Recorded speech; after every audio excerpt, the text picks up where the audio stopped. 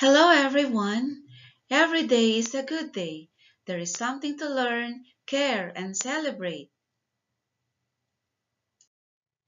Before we start, I want you to create a positive name or positive affirmation using the first letter of your name.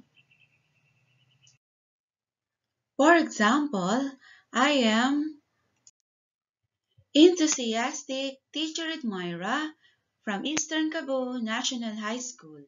You can simply call me Teacher Edmai or Mom Edmai.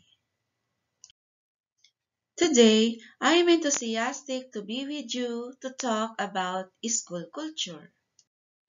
According to Dill and Peterson, school culture is the overall physical and psychological atmosphere in a school. It includes behaviors, attitudes, and beliefs that have worked well in the past and are taught to the new members of the community.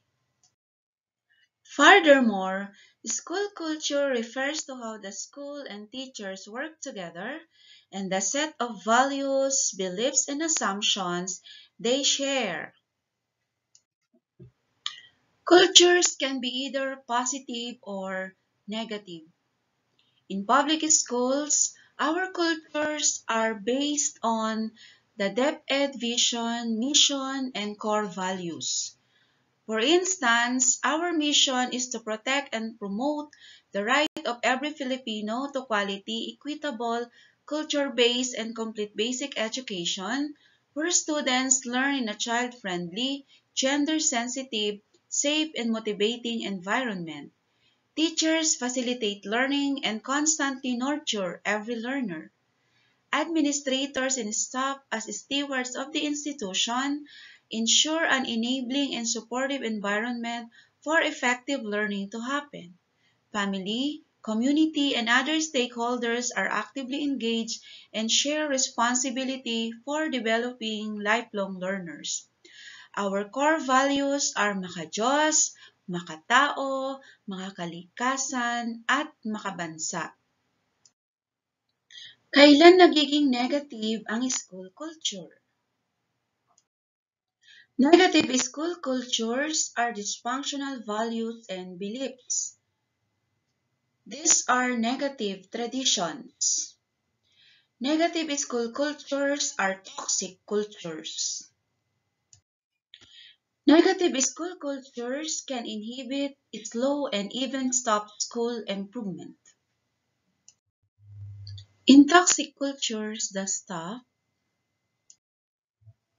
view students as the problem rather than as their valued clients.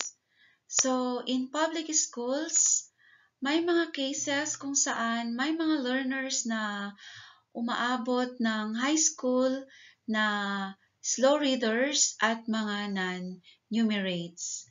In that case, dapat hindi tayo magalit sa kanila. Instead, dapat nga natin silang tulungan. Take this as a challenge para sila ay matuto.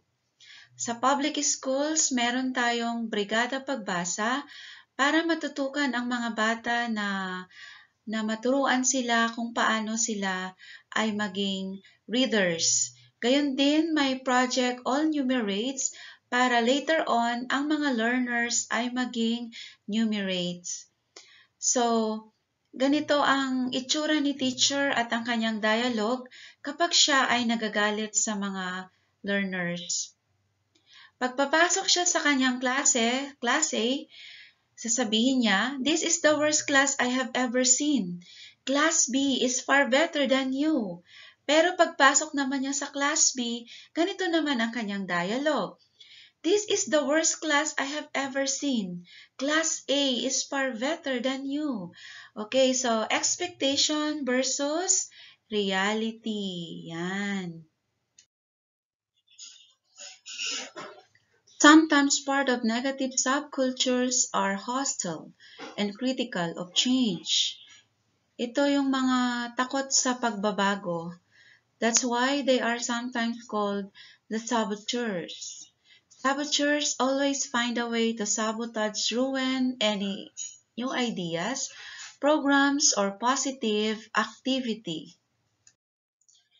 In toxic culture, the staff believe they are doing the best they can and don't search out new ideas. They are the prima donnas or prima donalds, wherein they want what is best for themselves. They want things to revolve around them. In life, be humble and teachable. Don't be prima donna or prima donalds. Staff frequently share stories and historical perspective on the school that are often negative, discouraging, and demoralizing. They are the negaholics. Negaholics are people who become addicted to self-doubt and negativity. They find the bad in most things and are hardly ever satisfied. Negaholics spread negative gossip in the community. So sila yung mga chismosa at mga chismoso. In toxic cultures, personnel complain, criticize, and distrust any new ideas, approaches, or suggestions for improvement raised by planning committees. So sila yung mga reklamador. Yan. They are called keepers of the nightmare. They retell of the challenges that occur during change when implementing new ideas, programs, or curriculum. In toxic cultures, members of an organization rarely share ideas, materials, or solutions to classroom problems. They are just there. They are physically present but mentally absent. Parang hindi sila nag-exist. They do as little as possible. They have done little that is new in many years. So they can be considered dead wood, driftwood, or ballast. Do you want to be like them? Of course not. So you need to share ideas, materials, or solution to solve classroom problems. We need to do our part. Relative school cultures have few ceremonies or school traditions that celebrate what is good and hopeful about their place of work.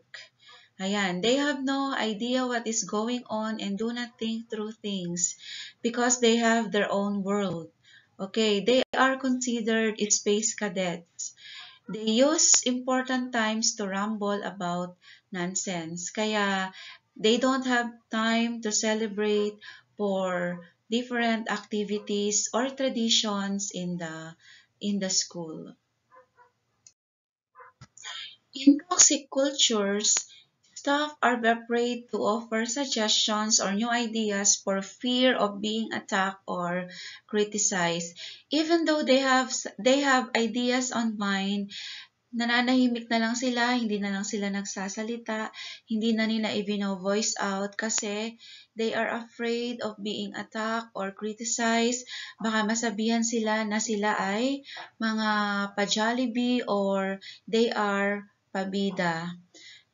Sila ay natatakot na makriticize o kaya ay masisi ng mga pessimistic storytellers. Sila yung mga tao na mayroong mga negative thoughts. They remind everyone of every failure. These pessimistic storytellers reduce staff commitment. In toxic culture, any contribution they make have to be constantly thanked. They act like everything is a personal strain. So, sila yung mga mayroong entitlement mentality. So, kailangan lahat ng kanilang mga ginagawa ay mayroong mga kapalit. So, kailangan palagi silang pinapasalamatan o kaya ay pinupuri. Yan, sila yung mga mayroong entitlement mentality. In toxic cultures, some employees take from others but do not give back. So, they are called the resource vultures. Yan. So, kuha lang sila ng kuha, pero hindi sila nagbibigay at hindi naman sila si Share. Future educators, once you are in the field, don't be part of the toxic cultures. Kailangan doon tayo sa positive cultures. Because schools with toxic cultures are not fun places to work in. Toxic cultures inhibit and limit improvement efforts in several ways. New staff who bring hope and a sense of possibility are quickly squelched and resocialized into negative ways of thinking. Programs that are planned are poorly implemented because the motivation and commitment to change are weak or non-existent. Plans fail for lack of will. No one wants to work in toxic schools. There are several ways on how to deal with negative school cultures. First, confront negativity and hostility head-on and work to redirect negative energies. This is possible through communication. May mga bagay na nadadaan sa mabuting pag-uusap. Sabi nga nung principal namin, ang pagsasabi ng tapat ay pagsasama ng maluwat. So, pag-uusap lang, open communication, ang kailangan para kung meron mang issue na namumuo or problem, ito ay agad na masolusyonan. Second, protect emergent sources of positive focus and effort. Third, actively recruit more positive and constructive staff. Fourth, vigorously celebrate the positive and the improving sides of the school. Fifth, ensure that improvement efforts and plans are successful by supporting with time, energy, and resources. We should plan our work and work our plan. Finally, reconnect the staff to the mission of the schools. And our mission is to help all children learn and grow. If our students did not learn the way we teach, let us teach them the way they learn. There are no perfect schools, but there are ways to improve school cultures. Establishing professional learning communities that encourage teachers to communicate, share expertise, and work together more collegially and productively. Joining professional learning communities should be our target. Through joining professional organizations, we can adopt best practices that we can employ for our own personal and professional growth. Providing presentations, seminars, and learning experiences designed to educate staff and students about bullying and reduce instances of bullying. In public schools, there are plenty of seminars, trainings, webinars offered by the school, division, region, national, and sometimes international. Hindi lang siya about bullying, meron din about ICT, GAD, BKD, curriculum, and many more. Creating events and educational experiences that honor and celebrate the racial, ethnic, and linguistic diversity of the student body. These are sample activities performed by the learners in the comfort of their homes. So we have DIY flag making contest. We have also clean up drive and tree planting sa tahanan. And we have poster making and slogan making contest. establishing an advisory program that pairs groups of students with an adult advisor to strengthen adult-student relationships and ensure that students are well known and supported by at least one adult in the school. So this is my advisory class. Their section's name is actually my name. So, iba pa rin talaga ang may advisor na tumututok at gumagabay sa mga bata para sila ay matulungan at magabayan sa mga bagay na dapat nilang gawin, lalo na ngayon sa panahon ng pandemya kung saan ay walang face-to-face. So, ang role ng advisor ay napakahalaga.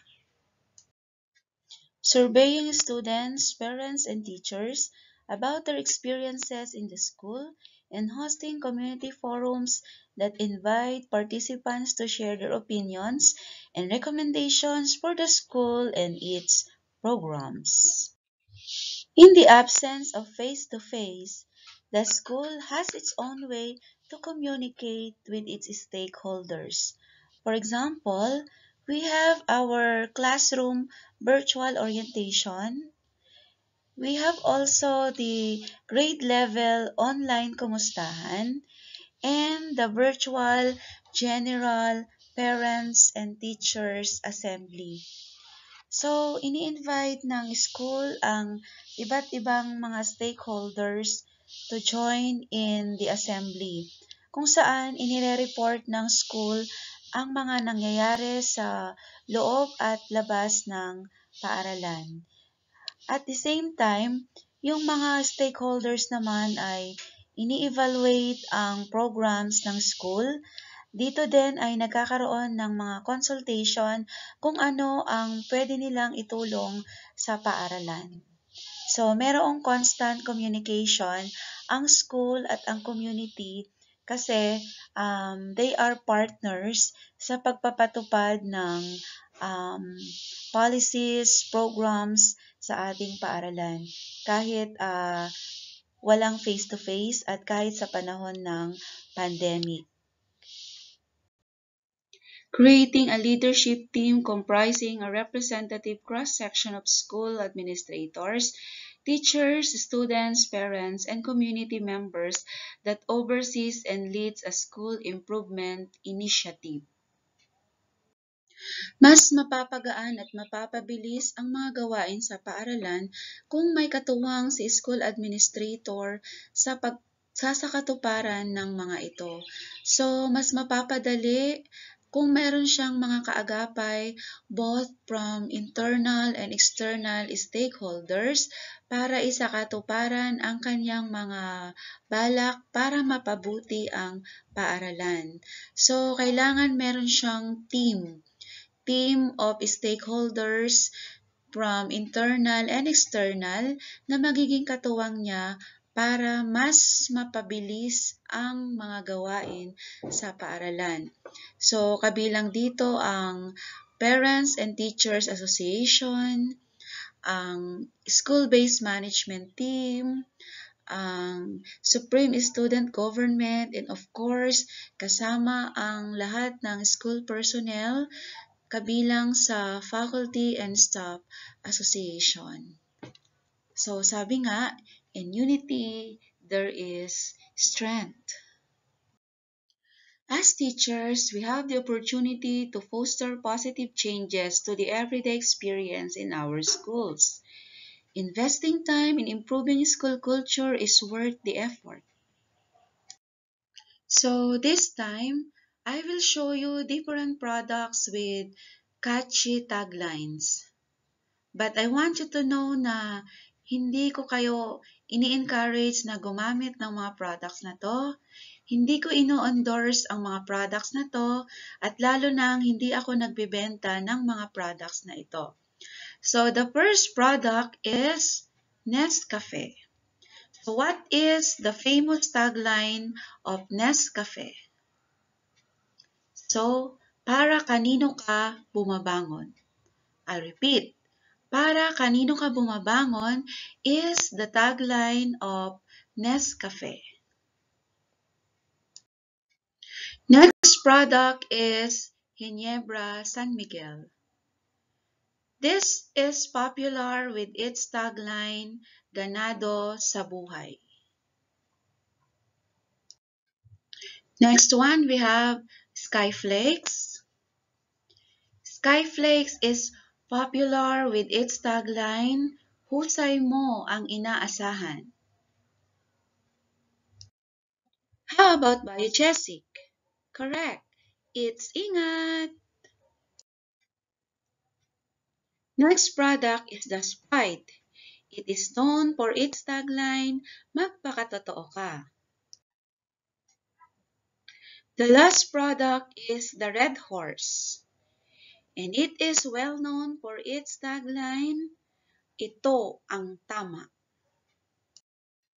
Now, let us combine all the taglines and read with me. Mahalagang malinaw para sa isang guro kung para kanino ka bumabangon. Dahil ganado sa buhay ang taong naglilingkod ng may pagmamahal. Walang dapat palampasing pagkakataon dahil husay mo ang inaasahan. Ang sakripisyo at malasakit sa mga mag-aaral ay ingat, nakitang-kita at damang-dama. Kaya nga, magpakatotoo ka, turuan sila ng buong sigla at may pagpahalaga dahil ito ang tama. Future educators, having the title of teacher is a badge not everyone gets to wear. It's both an accomplishment and an honor. We are the shapers of culture, the workers for change, the dreamers of dreams. Before I end, I want to give you a challenge. Describe the culture of your university through a acrostic using the letters of NEUST. For further readings, you can visit these websites. I just want to thank Ty Chris for giving me the challenge and also Sir Gypsy for allowing me to use his tagline slides. Stay safe and healthy. Thank you everyone. God bless us all.